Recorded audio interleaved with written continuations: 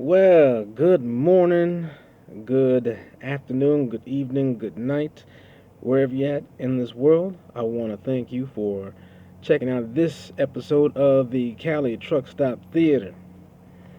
Well, as you can see, I am in a hotel room, and yes, I have been here for almost a week now. It looks like I'm going to be here for pretty close to 7 days. Hopefully, that's not the case. Um, I checked to see if my truck is going to be ready. I came here on Sunday. It was Sunday morning when I got here, and I'm in Omaha right now at the um, at the headquarter terminal, and so I've been here since Sunday. And initially they were estimating that I'd be done with everything by Tuesday, which I kind of was thinking that wasn't going to happen, and of course it didn't happen. Here it is now Wednesday, and Friday is going to be another day and a half, 2 days from now. So hopefully it's complete, today or tomorrow. Looks like the day is pretty much well. They got 24-hour crews, so hopefully it gets taken care of today. And I'm gonna check back in tomorrow, see if things have changed. Hopefully, tomorrow day shift mechanics will tell me that I'm good to go. And if I'm good to go, I'm gonna get the heck out of here and start running. Okay, um, so I'm doing this video because I was thinking about some things. Well, this one particular thing, I was watching a video, and I won't quite go into. I don't think I'll mention what it was all about. I started getting the feeling that it was you know, not appealing to me. But um, the video that I'm doing here is, and I think I'll title it. I don't know what I'm gonna title it just yet, but it's probably gonna be something along the lines of, um, "Are we inherently good when we're born here on this earth? And, are we inherently good, or are we inherently bad on this coming into this world?" And I'm gonna I'm gonna tell you my opinion on that and what I believe. Um, what I think that what I think is is the proper answer. And so with a lot of the videos that I've been making here recently, they've been, mostly around the religious or spiritual type of video, depending on your viewpoint, whether you call it religious or spiritual. I consider it to be a more of a spiritual thing because I believe that my personal walk, personally, I believe that my walk with Christ is more of a personal, more of a spiritual, personal walk with Christ, and it's not based upon religion. Because my view on religion is that religion is based upon a bunch of rules and laws to try and govern people, which is a form of control. And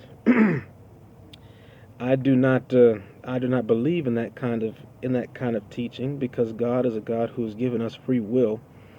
God is a spirit, and He has also made us a spirit, and He has created our relationship to be with Him as a as a personalized relationship.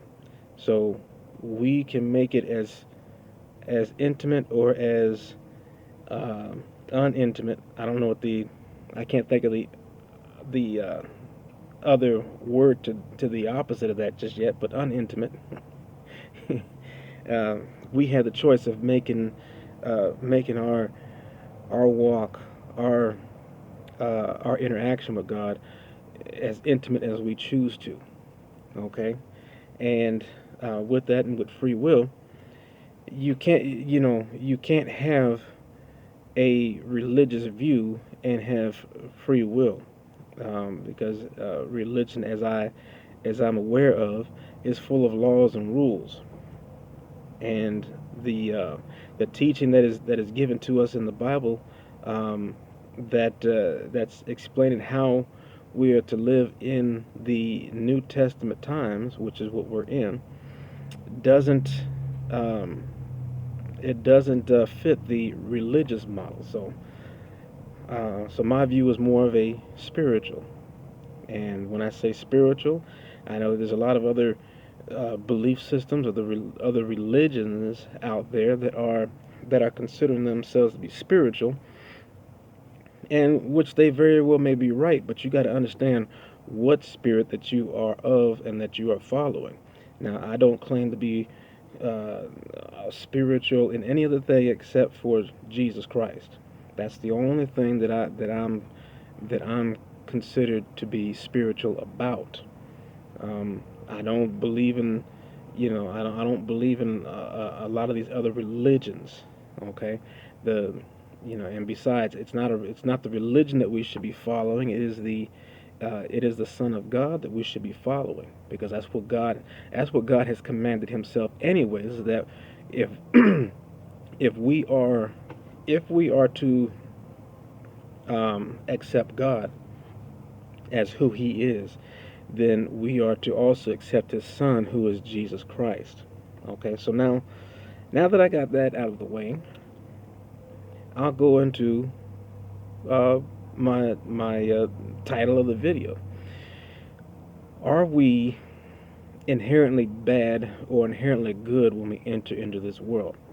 And for me, it should be an easy question or easy answer, because this is the way that I view it. I've said many times in all my other videos that God is an author. God is an artist. Okay, I used I used the analogy of taking a painter and um, observing a particular painter's many paintings, and then if you look at that and analyze it, you can tell that there are very noticeable characteristics of somebody's painting. Um, when you take a look at all their painting, you know where all of them came from. There's something very characteristic, very consistent with each of the paintings, as there is something that is always the same, even though they are different. There's something that's always the same inside of a single artist painting, no matter how many of them they have, no matter how different they seem on the surface. When you learn how to take a look at the finer details in a piece of art, you can always see that there are similarities, and it can trace it back to a particular artist. Take, for instance, Dr. Seuss. Everybody knows, well, at least people in my generation and older are very familiar with Dr. Seuss. Dr. Seuss was not only an author, but he was also an illustrator. So he created lots of illustrations for not only his books, but before he started doing books, he was an illustrator, um, for newspapers and government agencies back in the uh, way back in the day. I mean, before World War II, Dr. Seuss was um, creating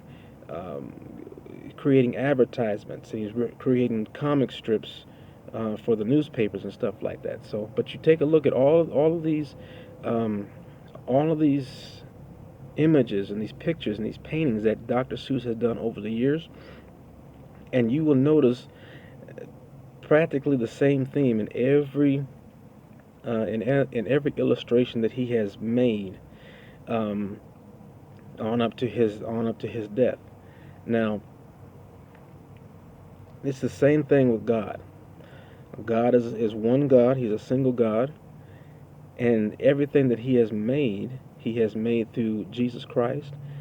Um, God has spoken the word and spoken the word of creation, and through Jesus, it had come into existence. Okay, now it does mention in the Bible that, especially it's in Romans, I think Romans chapter 1, where it's mentioned that um, through everything that has been created on this earth, God has put Himself into everything that is there. Okay, He's put Himself into everything that we naturally, something that man has not had a hand in making. God has put Himself in there, which means is that as different as everything is on this earth, if you are able to see into if you are able to see a different side of everything that's been created, you can see the characteristics of God. One of the easiest ways of seeing the characteristics of God is through patterns. God is a master of patterns. Most of His patterns are in the form of a cycle, a circle. Okay, circle, cycle. Cycle comes from circle. So the easiest way to see things, to see the things of God, is through looking at the pattern of a cycle.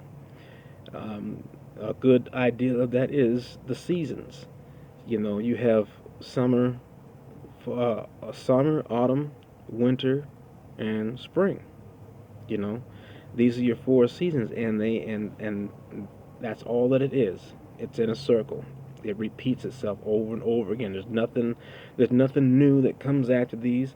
We know that after fall comes spring, after spring comes summer, and after summer comes the fall again. Okay, fall. Well, did I say fall and then spring? If I did, I messed that up.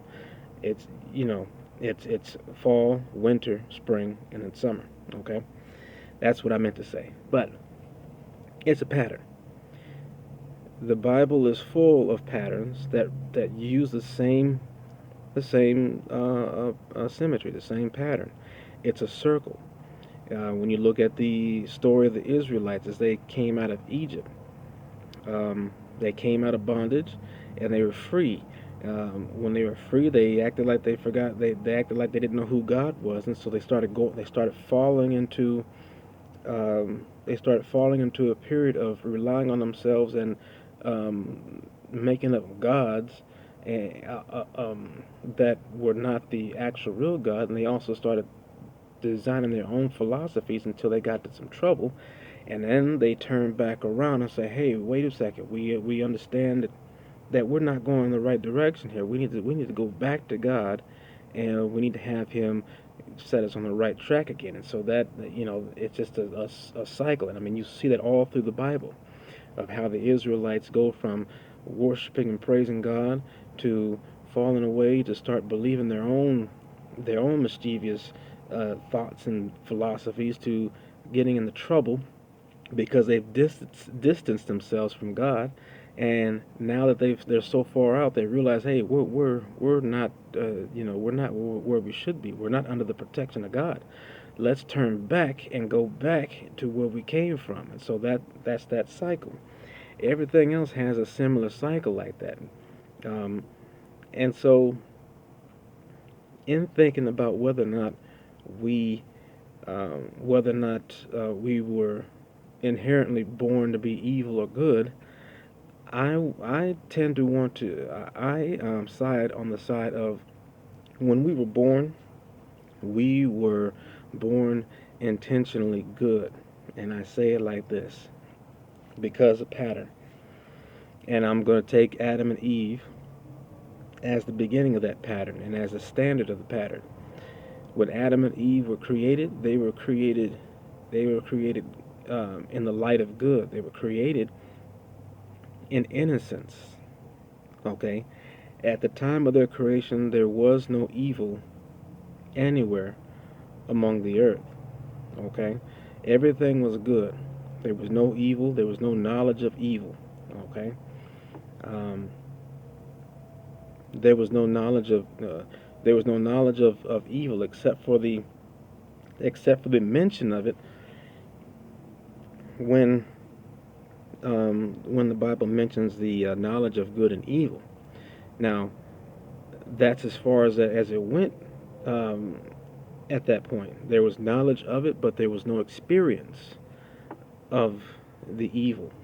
Okay, so when when man started his reign on earth, man was designed and was placed in righteousness, in goodness, and in innocence. Okay, and because they were in innocence, there was no sin. There was no rules to break. You know. So what had happened was that over time, um, with with them symbolically eating the eating the fruit of the knowledge of good and evil, they started to experience both good and evil. And so if at any time that they started to sin, it was because they were starting to experience the they were starting to experience or they're starting to learn evil. Okay. Now, I'm not going to use other examples. I mean that should be good enough because that was the beginning. But you will notice that with other things, through the history of the Bible, there have been other things that have come up which have used the same pattern, the same cycle pattern. Okay, so the answer that I have is that it is that if we were, let's just say this, God doesn't change his ways. He's the same like he was when we first gained knowledge of him. He was the same as as today. Okay, he operates in the same way way back when man first acknowledged God, and he still operates the same today, and he will operate the same in the coming days, months, and years um, ahead of time, however long we got on this earth. So, if man was born onto this earth inherently bad, and we have to learn how to be um, good, that to me is a falsehood. Okay. Now, I I think that man is inherently good when they are born into this world. Now, when we have gotten here, this world is sinful. Okay, it was sinful before we got here, and it's going to continue to be sinful until Christ makes that change upon his coming, his second coming. So I'm thinking that man was inherently good upon coming into this realm of our reality. Okay, and I don't and so man will learn evil through being taught and also just through innocence. Just by them not knowing, not knowing that what they're doing is wrong. They're ignorant to the fact that they are doing wrong. So they end up falling into doing things wrong. But they can also be ignorant to the fact of that they're doing something right as well. Only thing is that once they come into the knowledge of knowing that they're doing wrong, um, inherently they would want to correct those behaviors and be right. That is, unless they have gone far too long on the wrong side to where their consciences just don't understand the concept of being right. Then they have been completely corrupted, where they're just bad and don't care. But um, if you look at children and you see their character, you'll see that they're inherently innocent. They're good. They have good intentions. Okay. When you start to see that they're displaying certain bad behaviors, they're doing it mainly because they're unaware of that what they're doing is bad. You know, and it takes somebody that they trust or that they fear in order to for them to for to know and understand that something is maybe right or maybe wrong. So if if an adult is has got a good head on their shoulders, and I'm not saying that the adult's going to be perfect all the time and making sure that the child is doing right, but what I'm saying is that if an adult is the majority of the time teaching the child the difference between right and wrong, then that child is gonna start discerning on its own, and they're gonna want to naturally go for the right, But then again, if they decided to inherently go for the wrong, it's because their conscience has been spoiled. Okay, their conscience has been spoiled. So, as a child, there's a certain period of time where, and I just thought of something just now, but there's a certain period of time where, um, with the child being as at the age that they are, as young as they are, it's a certain time where a child just can't be held accountable for the good or the bad that they do. They can only be encouraged to do one or the other, in hopes that they grasp onto it and start, in hopes that they grasp the good and start trying to build upon that. Okay, and start being more discerning on what's good and what's not. Okay, it's the same thing as how God had treated the Israelites, or the early man. Before Moses gave out the law, this is the same stance that God took. He said that, you know, there's prior to Moses getting the law and giving it to the people, God allowed them to do whatever they wanted to do. I mean, now there was a set of rules that was like right and wrong, and for the most part, people were aware of what is right and what is wrong because it was in their hearts. Okay, and God had said that, you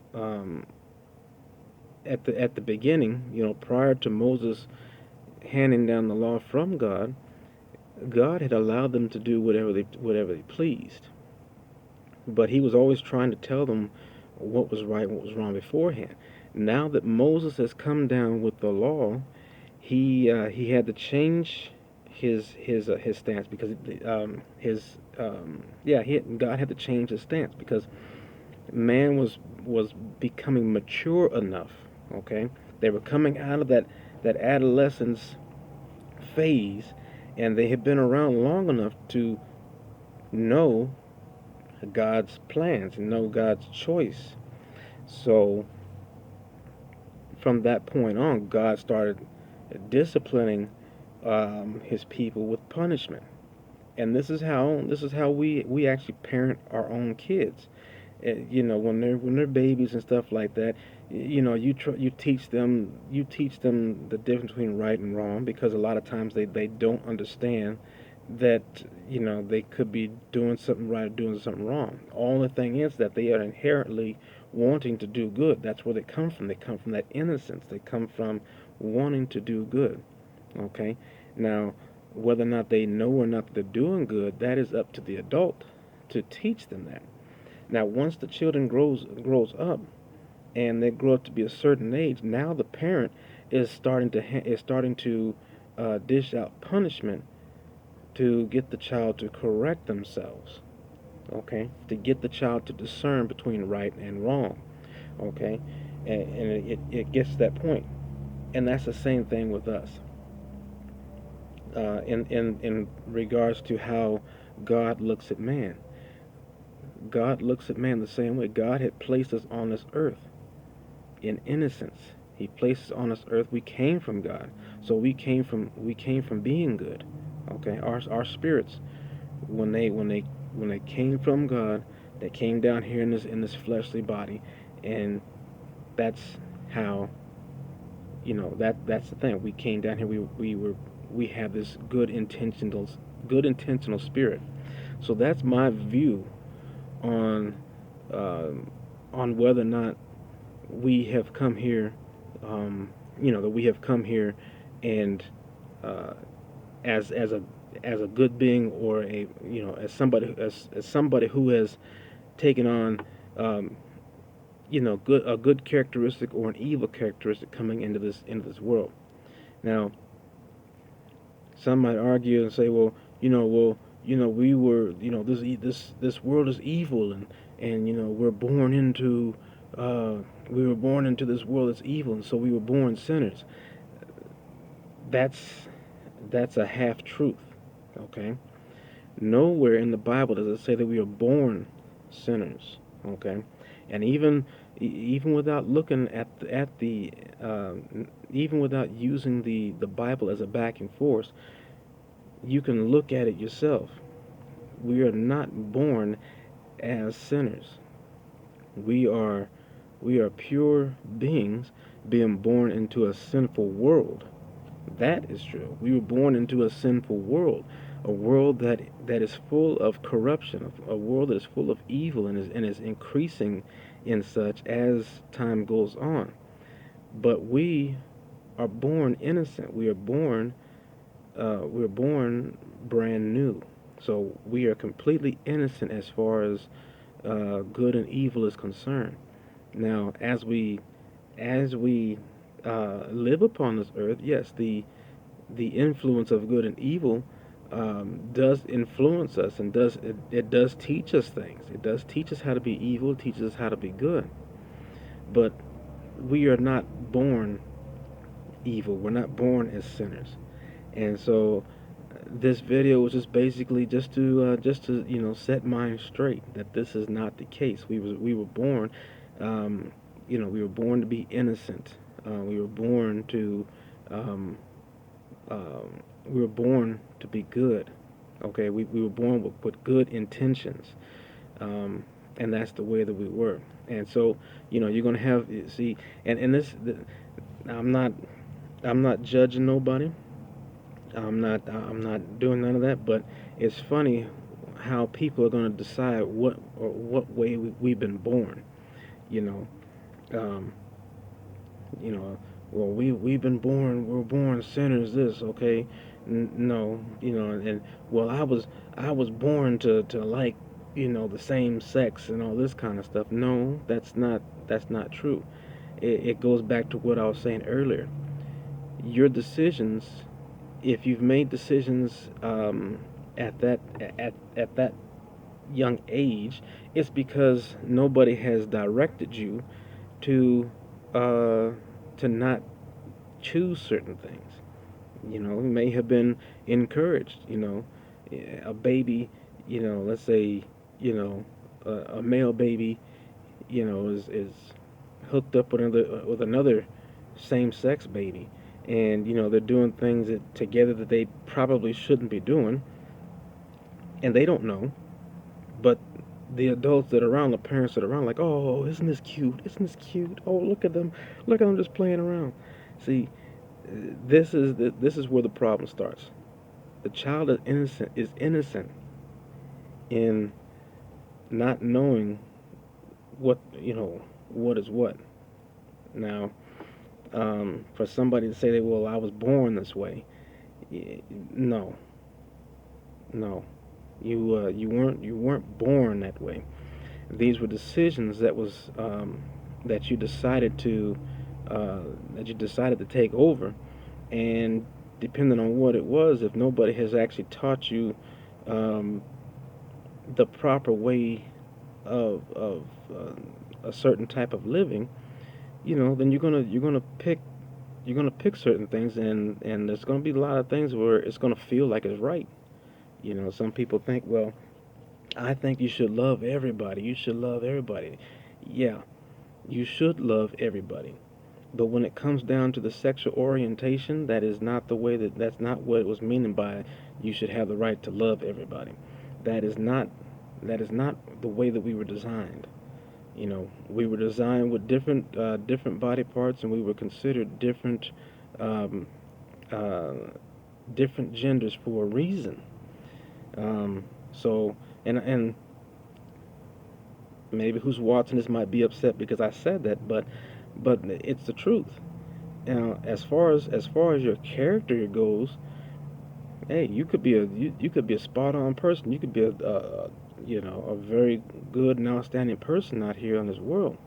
But when it comes to stuff like this, you're not born that way. You're not born a sinner. Okay, you're not born evil. You're not born any of those things. So that's just a random thing that I decided to talk about. Um, but give me your thoughts. Let me know what you think, and yeah, put it down in the comment section. But I want you to subscribe. I want you to hit the bell button and hit the like button. Okay, so I need 5 more subscribers because I'm looking to reach 25 subscribers. And with every video that I do, I'd like to have at least 15 likes. So please do that. 15 likes, 5 subscribers, and hit that bell notification button. And I'll come back with something else to talk about later on. Later.